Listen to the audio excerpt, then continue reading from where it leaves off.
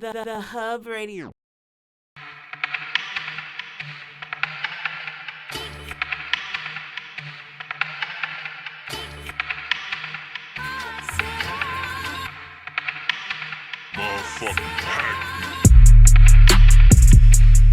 We are back live from the Hub, HubCityDre and Sadity Coco. We got my man Jesse in the building, and we got our next guest in the building, man. This man is an actor, a director, a producer, an activist, former gang member, man, gang advisor, man. Y'all, non-active gang member,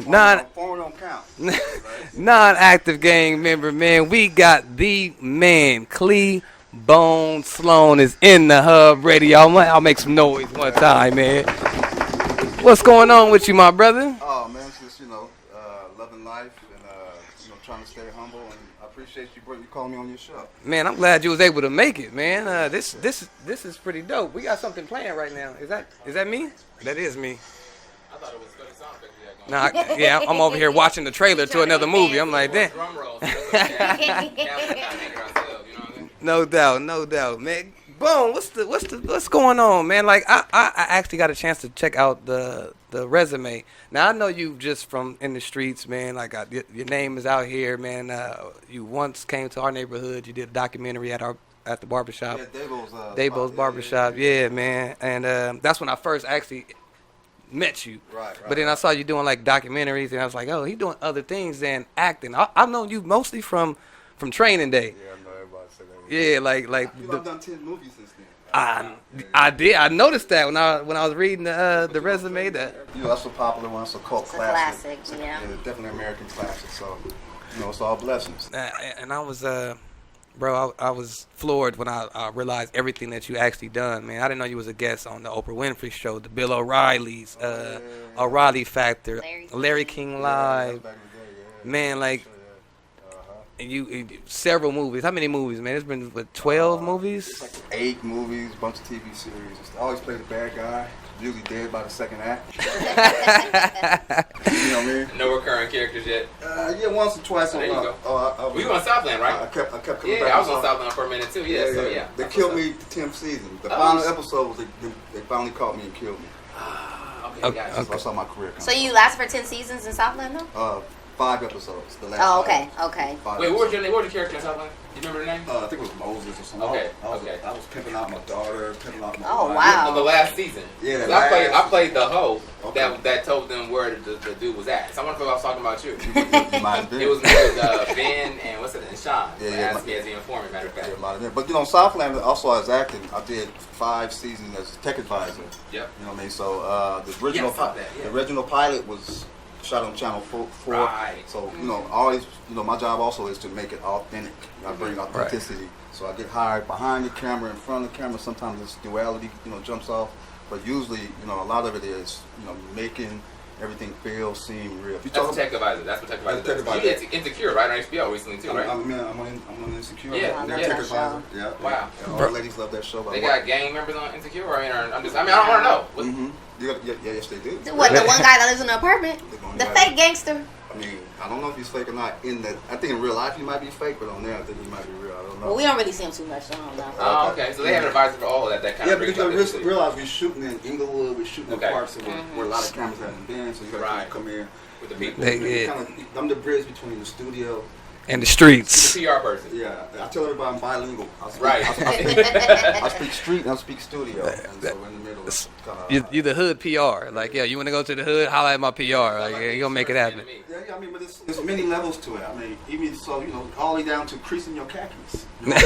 Real talk. Right. We don't talk about Crips, Blood, LAPD, sheriffs, and LA, which everybody's talking about now, especially all this 90 content is coming back. That's Yeah. my era. Right. So everything's people versus OJ. That's 90 content. The 90 content and 80 content is king. Right? And they came to holler at you about the OJ story to Yeah, what was it? I produced the director is Anthony Hemingway, and I produced their next series is Unsolved.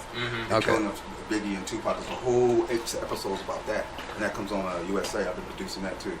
Man, Now I And want to. also was straight out of Compton. Oh yeah, straight out of Compton. I was tech advisor on straight out of Compton. Got cheated out my producer credit, but that's another story. Right? Oh man, we got to talk about that, man. How you get treated after producing? Just making the transition from tech, because most of that shit I really produced. Okay. But they hold you back. Well, we're gonna give you a tech director, tech advisor.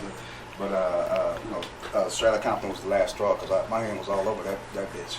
Now, real shit. So that was my piece. Now I'm gonna go back to that, but what I want to do was like start from like the beginning. Like we know you, not an active gang member anymore, but you have made a transition to decide to go straight.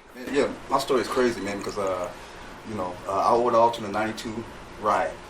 That changed your best 3 days of my life. '92 riot. Seriously. I mean, all over the world and the whole thing, but them 3 days, to this day. Now, was it the 3 days itself, or was it the after experience? The after experience was cool because we came together and all that, Crip and Blood shit. That was cool. But just the focal point of, all of a sudden this fucking spotlight is on South Central Compton and Watts. Yeah. And we've been going through a lot of shit, with the police back and forth. So this was like, it wasn't a riot, it was a rebellion. Okay. I never categorized it as a riot, it was a rebellion. And, it was the time we said enough was enough, came together. Mm-hmm. It was amazing. Now, I also found out that Jim Brown was one of your mentors. Yep, Jim Brown used to come, he came and got me out of jail. He's the one who got me a job on the first set I ever was on. I was a production assistant. Jim Brown got me that job. How did that even happen? How did you even meet Jim Brown? Because that's like a lot of people's hero, bro. Yeah, Jim Brown was the original gang intervention before anybody. A lot of people was doing it when it was real dangerous to do it there. Okay. And he would come to us and come to the park. Jim Brown left us in his mansion for a week and left town. You know what I mean? And he would leave us there, and he started... He trusted the hell out you niggas. Engaging us. And so his program, Amir I Can, was born out of us. We was the first generation to go through Amir I Can, which is a national organization now. So we were the prototype, the test dummies for Amir I Can for Jim Brown. Okay. And then that kind of took off, and then the rebellion took off, and then Jim Brown got me a job as a production assistant.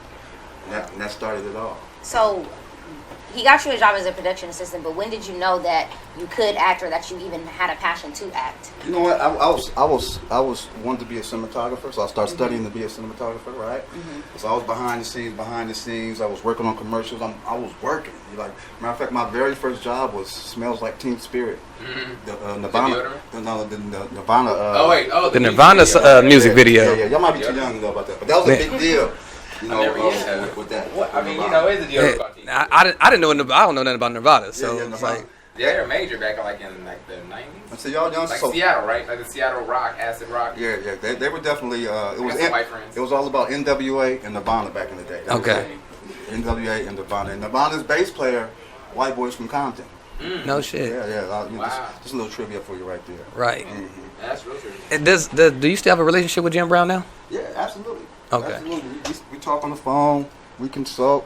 When we had an argument over that Trump shit, the whole thing. An argument with Jim Brown? I mean, over Trump? I mean, because he kind of went. I was like, man, why are you fucking with Trump? Like, what's the deal with that? And then, back and forth. But anyway, that's what Jim would do. He'd challenge you.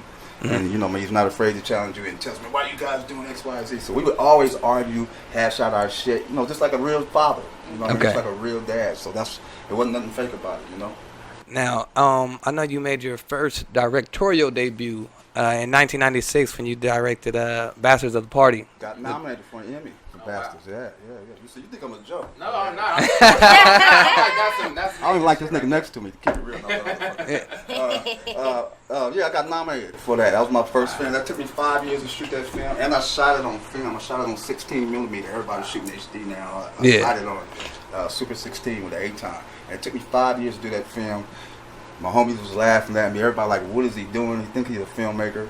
And and the first film I directed, and I sold it to HBO and licensed it to HBO, and they pushed it for an Emmy.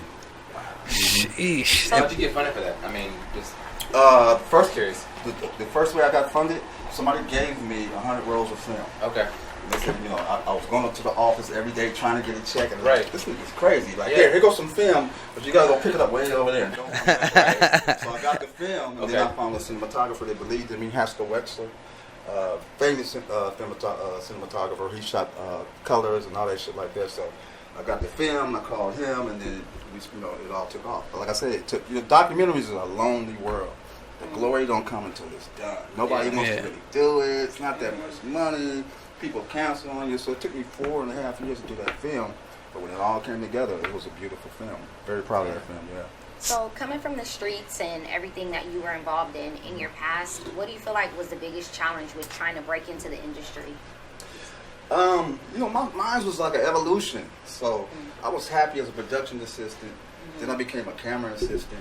And I started banging the slate, you know what I mean? And then I started... Wait, you started what? Banging the slate. Scene 1, take 2 marker. Oh, that okay. right there, All right, banging the slate, putting down marks for the actors, putting film in the camera. So I was cool with that. That alone paid you like $600 a day. I thought I had made it. No shit. See, I was cool with that. Man. And then from there, a director saw me. And it was a street commercial, Miller Draft or some shit. And he's like, yo, I think you can do this. And I was like, man, I can't act. He's like, man, it's just one line. My one line was, what's up? That ain't even a line. Yeah. That's no commercial though, right? That was $250,000. You laughing? $250,000 when I got this. So that right there, I said, whoa. Wow. You can do this every day. Yeah, so that kind of moved me from the behind the camera into front of the camera. And I was always fighting to try to get behind the camera too. So that's why a lot of times behind the camera, and a lot of times I'm in front of the camera. So pretty much that's what it was. Man, can somebody turn that fan on low behind Jesse? We over here dying, man. I'm a sweater anyway, so. Yeah, man, we gonna need that fan on one time, man. Just low though. Yeah, man. So they gonna grind it out. I'm grind it out with y'all. This is cool. Now check this out, man. I didn't know that you worked with Kendrick Lamar on the album.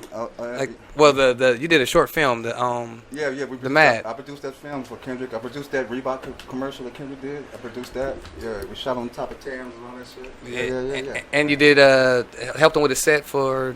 They used some stuff I had shot for Kendrick's background set when they did the Yeezus tour. Yeah. So all those images you see behind Kendrick were my images I had shot. So yeah. Bro, you working all over the place, my brother. That's the challenge. Everybody knows the street shit. They want to talk about the street shit. I'm like, fuck the street shit. That's just easy. Yeah. It's easy to act the food and do all that. That's just easy. But the filmmaking, trying to get respected as an artist, is kind of my challenge. Everybody like, oh, boom. Like whatever you think I am, but you have no. Only people know about my shit is white folks. Yeah. Brothers be sleep on it. Man. Like my man here. And what made you want to start doing film? Like, how did you get into that? Like I said, it was the '92 ride rebellion. So you wanted to. So you knew right then when you was looting shit, you wanted to. I got a job as a production assistant. Okay. They set me on this set, and I just started watching this shit. And first of all, when I was on the set, my very first job, about for 3 months, no one would ask me to do anything. They just gave me my check on Friday. I'd be like, I'll do it. They know that's okay. They were scared. You understand, we coming straight out the streets. This is the first time this had been tried. It was 10 of us. Okay. And most of the guys kind of dropped off, but I was able to parlay it from production assistant to a camera assistant, and from that to being in front of the camera, and from that to directing, producing, yada yada yada. Right. So literally, corny as this shit sounds, film saved my life. It's really saved my life. I've been shot 4 separate times, and every time I had something going good in life, or I just missed getting killed, or just getting locked up forever, I was on the film set. One time they did this crazy raid in LA, and it was back grabbing the worst of the worst, and I had to be on set at 4:30 in the morning. So when they came for me, I was on set. Yeah, that's usually the time where they come kicking in the door. Yeah, I'm on set, and everybody's calling like, yo, they just ready to job. I'm like, what? So I said, I'm gonna keep my black ass on set. Right. And that kind of woke me up to like I could, I saw light. I said, I can do this. You know what I mean? I saw light at the end of the tunnel. So I tell everybody, it's a light out there. Look for it and go for it, man. Because my dumb ass can do it. You definitely can do it. Anybody can do it. Now, you was a technical advisor for on the show or on the movie American Gangster. Originally. Got fired off that one. How you get fired off that, bro? Attitudes. It was clashing. I was, that New York shit. I was out there in New York, and I was bumping heads with people. That's like, get rid of this cat. But you got a chance to meet Frank Lucas, the real Frank Lucas. I lived with Frank Lucas. You lived with him? Check this. The great part of that story, I got fired. I got to hang out with Frank Lucas, lived with him, and my job was to pull the story of how he took drugs from the United States to Vietnam. And he wouldn't talk to any of the white producers. And he kind of knew a little bit about me, and he started talking to me, so they're like, yo, get the story out of him. But eventually, we got the story out of him, and not only did they fire me, they fired the director Antoine Fuqua also. So they kind of fired all of us because the direction we were taking the film, and they didn't like the direction we were taking the film. But I got to hang out with Frank Lucas for like 2 months in Harlem, in New York, in Brooklyn. Lived with him, and the whole night. That right there was. What was it like? He was fucking bananas. He was crazy, real shit. I mean, he Smart but crazy. Yeah, old. You know, genius crazy, and he was an old man, so he was grumpy. He was mad about a lot of shit. So he would just vent all the time with me. Just tell me about life. You know, he was a hell of a dude, man. That was one of the best experiences I had. Did you learn anything from spending so much time with him? Yeah, crime don't pay. Your ass going to jail. You know what I mean? Nobody's smart enough to really pull it off. You know what I mean? Yeah. Amongst other things, and he's in bad shape. He's a paraplegic, and he refuses to have a wheelchair. So you got to carry him. He'll fall all down the streets. And, you know what I mean? He was just nuts, man. He was nuts in a good way. Okay. Mm-hmm. Now, I was looking at over the resume, bro. You worked with some amazing actors, some of the actors that we really respect to this day. The biggest stars in Hollywood. You can't kill me unless you're a big star. I'm telling you, that's my rule. I'll die if it's Denzel, Jake Gyllenhaal, Richard Gere strangled me to death. You know, I mean, most of the big stars, the client, I always play the bad guy. So. With that said, does Will Smith kill you in this new movie that you in with? I'll make it through this whole movie. Okay. Now we gonna take a break real quick, but when we take this break, we're gonna let you guys check out this new film that you guys that just did. It's gonna be released on Netflix. Yep. It's starring Will Smith. It's called Bright. It will be released December 22nd. We're gonna take a break real quick. When we come back, we're gonna come back and talk more with Bone, man. We'll be right back. Check out this trailer. Radio. Man, we are back. That shit looks fun, bro. That looks like a fun, like filming it looked fun. Yeah, it's some science fiction mixed with magic, mixed with the hood, mixed with cops and robbers. They just brought all these worlds together. It's a trip. And you're OG Mike. Yeah, it's a metaphor for racism because we have other races here, and they click with black folks in the underworld because no one likes him. And he's the first alien cop, so he's the Jackie Robinson of alien cops. And they're gonna see if this thing's gonna work or not. Anyway, so yeah, they're pushing that one big time. And that's on Netflix. Netflix. It's been in the theaters for a while, and then they're gonna put it on Netflix. $120 million flick. Wow. Yeah. 120 million. That's how much Netflix paid for. Is that how much? That's what it took to make it. Wow. Mm-hmm. And they're predicting 100 million first in 48 hours. That's great for you. Oh, yeah, of course. I mean, big time. Yeah. Okay. You said you're in the whole film, right? You don't die in this one. I don't die in this. Oh, okay. That was me in the beginning. I don't know if you know. Yeah, it looks like you. The neighbor, right? You're the neighbor. I'm the neighbor. Yeah. I'm actually comic relief because all we do is argue back and forth. Okay. What was that like with Will running those lines? He was cool. Will's good. Improv and stuff, or straight on the book, or they just. let you improv. They Yeah. hold you to it a little bit. If you go too far, they take up. But we had a good time. Yeah. Will Smith or Denzel Washington, best actor. Best actor? Best actor. That's hard to say. You think lightly, I think wisely. You work with both of them. Yeah. Yeah. Two different worlds. It's kind of like, Marshall Falk, Reggie Bush. But they both are a hell of a. Who was funner to work with? Which one? Funner? Will Smith like to slap box a lot. I slap box with him a lot every day. You said Will? Yeah, and he can fight. He can fight. Yeah. Yeah. You understand?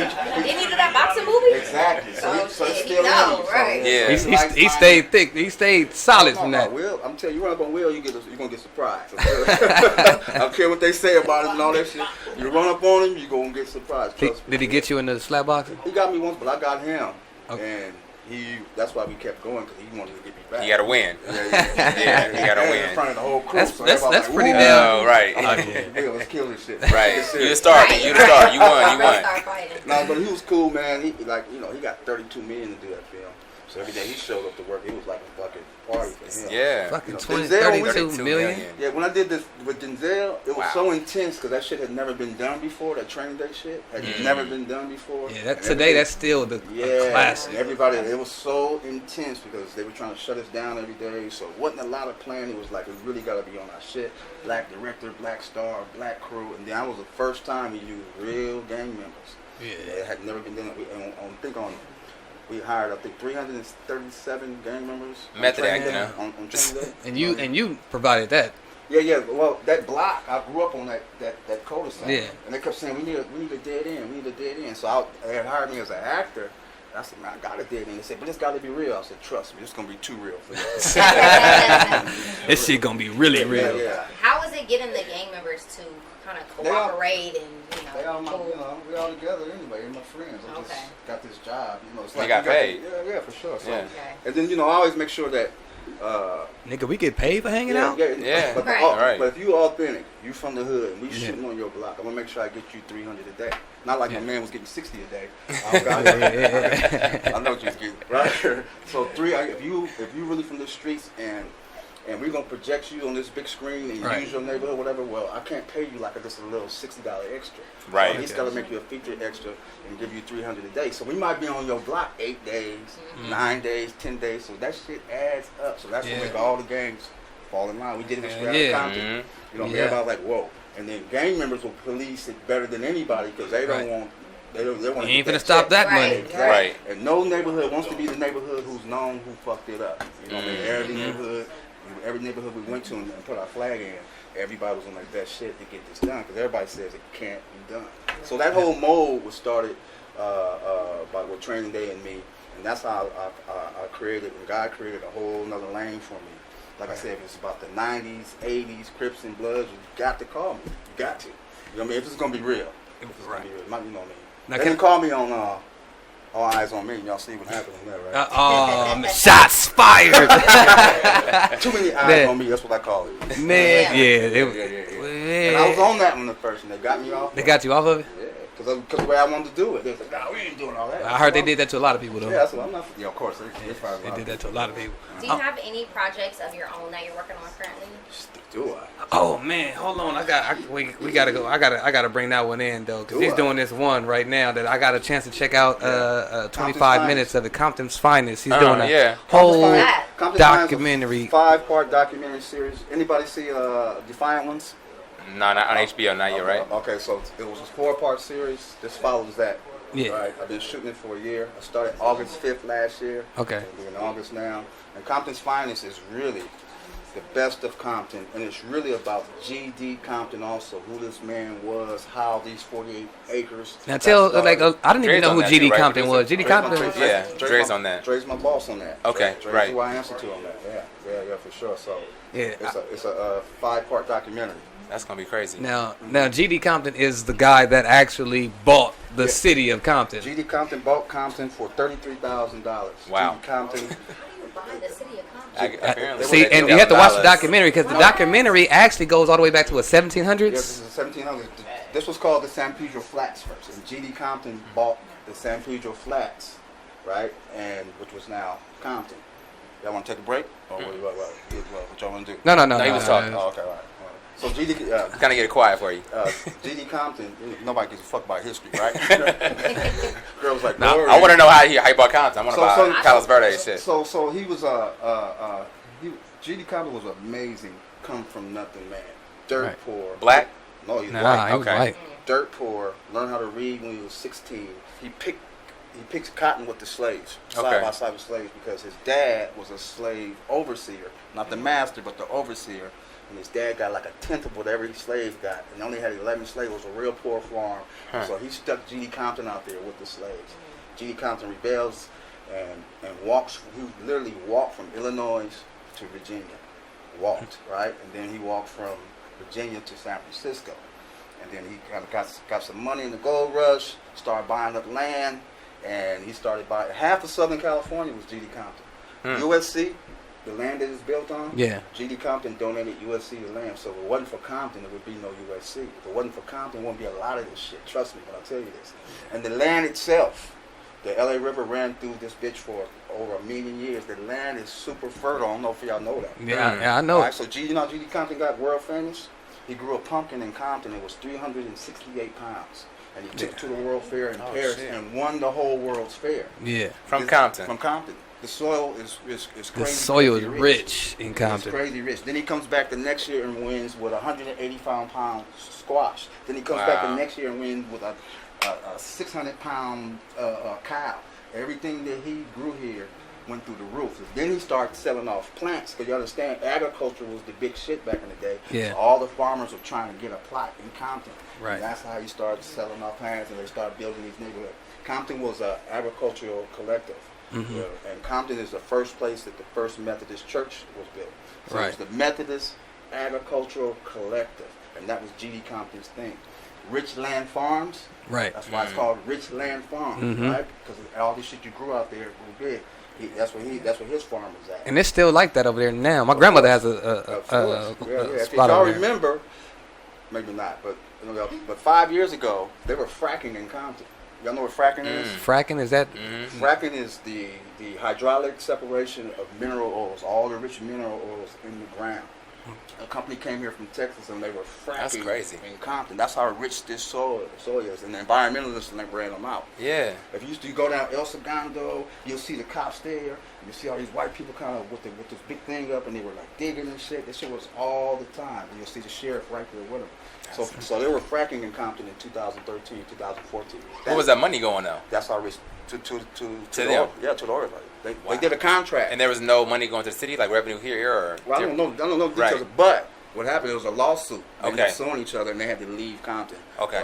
Like they had to leave Africa. Yeah. They had to leave everywhere they come. And Alaska this is why and- this is the one man's opinion. This is why Compton streets are so fucked up.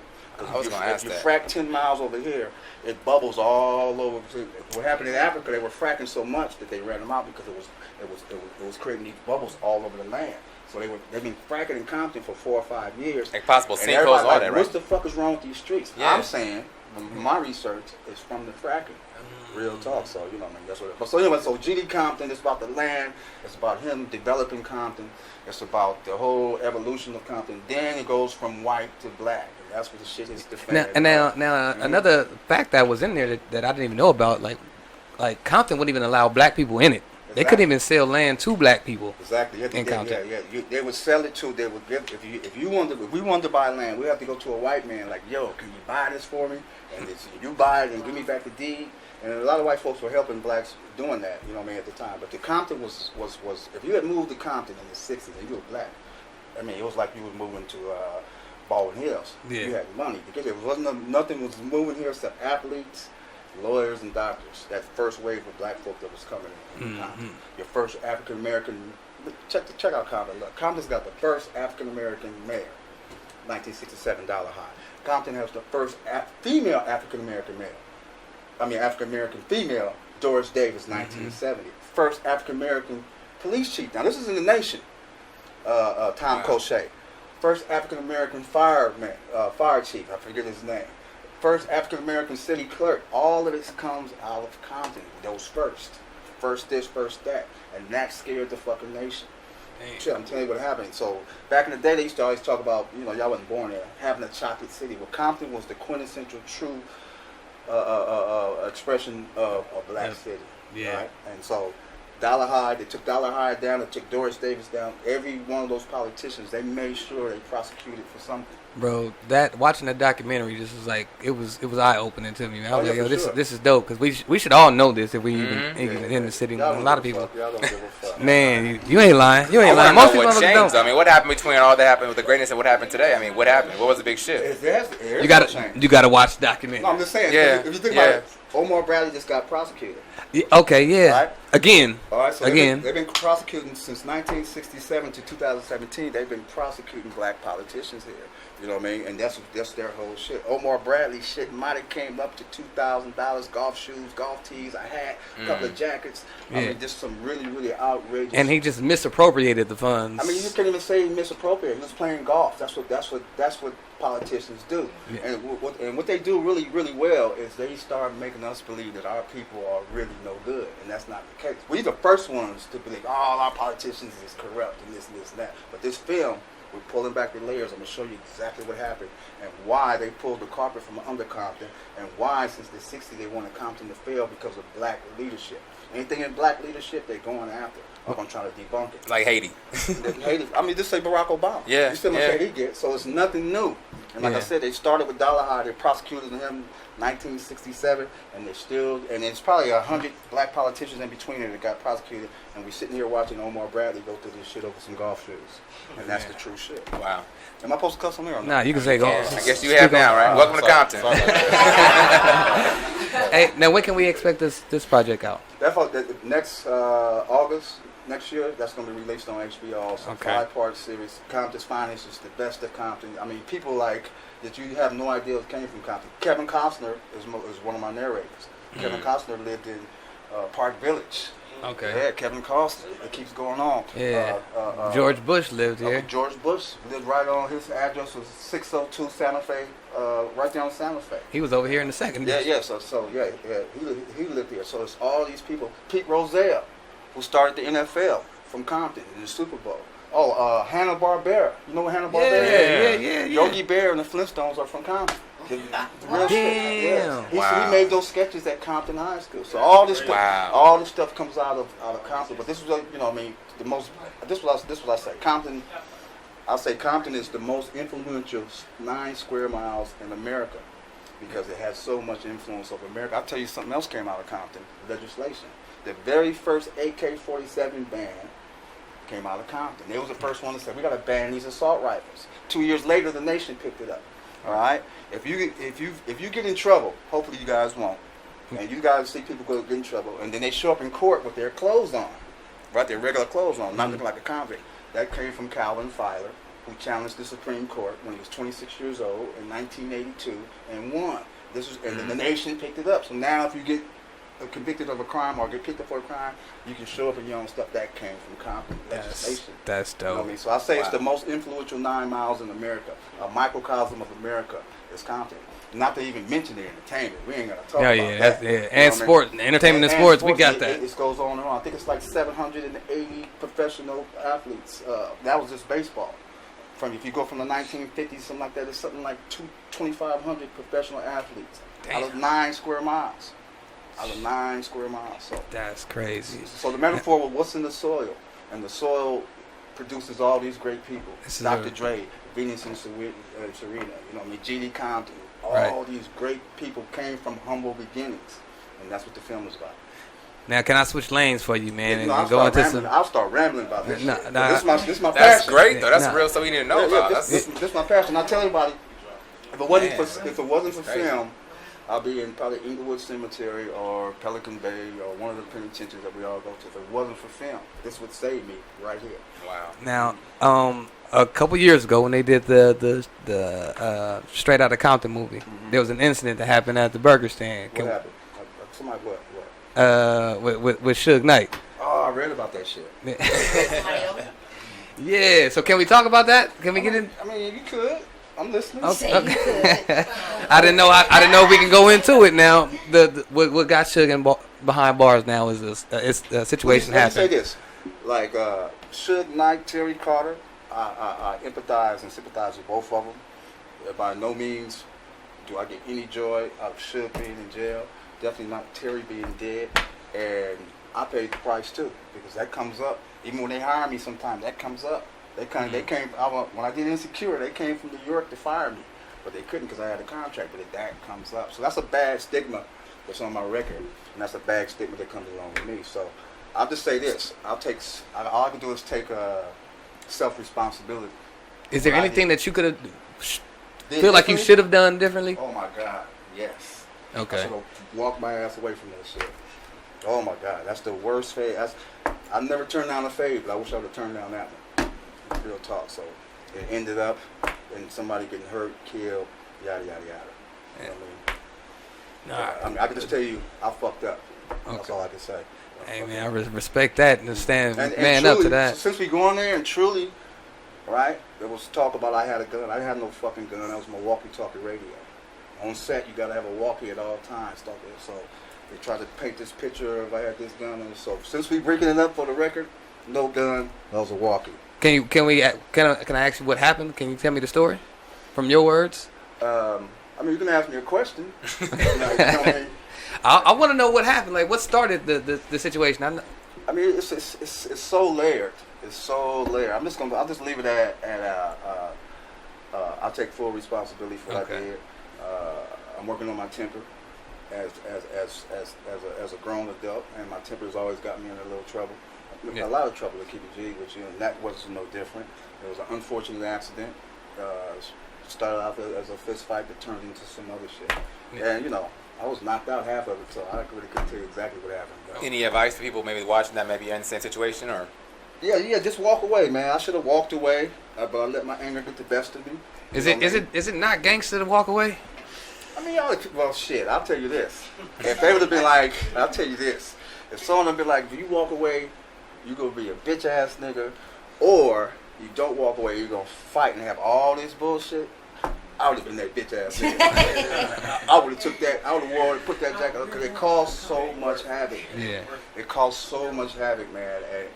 And it was a bad light on Compton. It put a bad light on the movie, and the whole 9 yards. And just for the record, that wasn't on the set of Compton of the movie. That was the promo. We were making a commercial for the movie. We had already wrapped the movie. That was done. So this was going to be the commercial to promote the movie on the Oscars. So yeah. So I'll just say, yeah, man. What the hell was Suge doing there anyway? I don't know. You gotta ask. But he and I just never really saw eye to eye all the way back, and that was my first time. Yeah, I got a little history. Yeah, we got a little Something. history. The world ain't big enough for both of us. However, Yeah.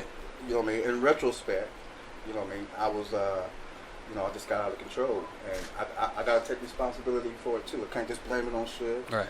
Terry, whatever. We all three were wrong, and God decided who's gonna live, die, and go to jail. I have to just leave it like that. Damn. Okay. Well, listen, man.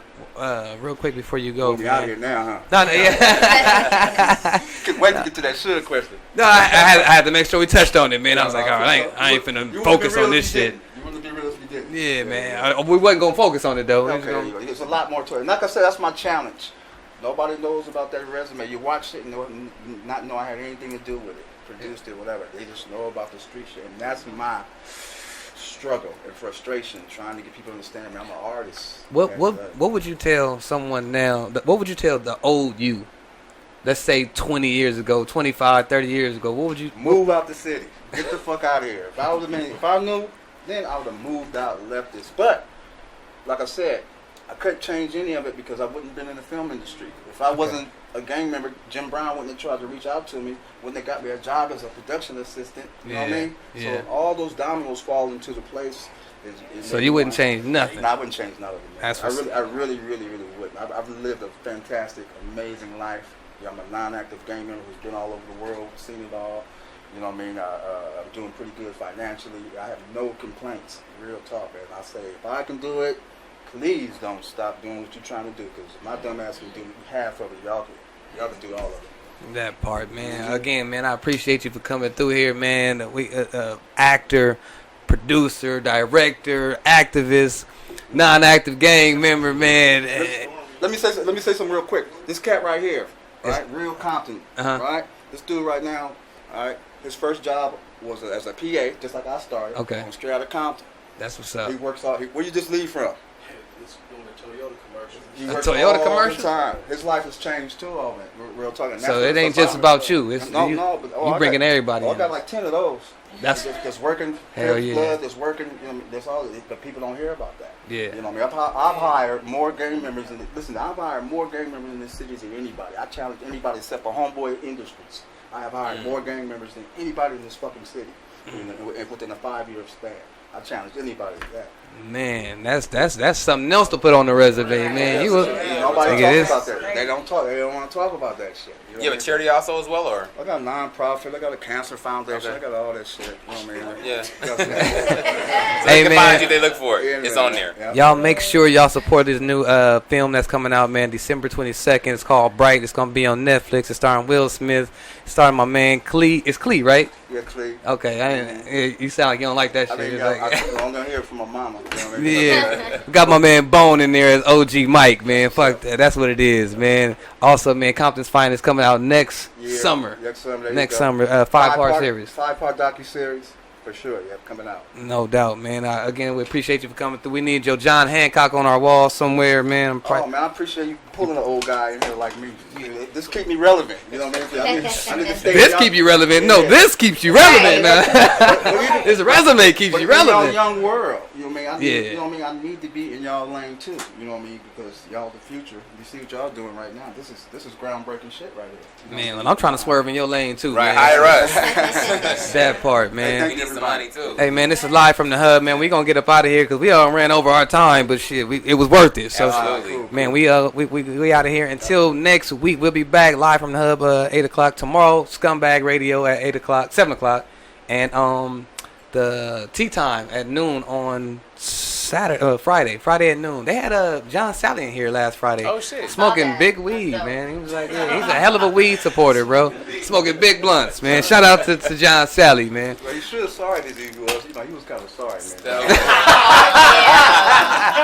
I had to get that. Oh, we out of here, Yeah. man.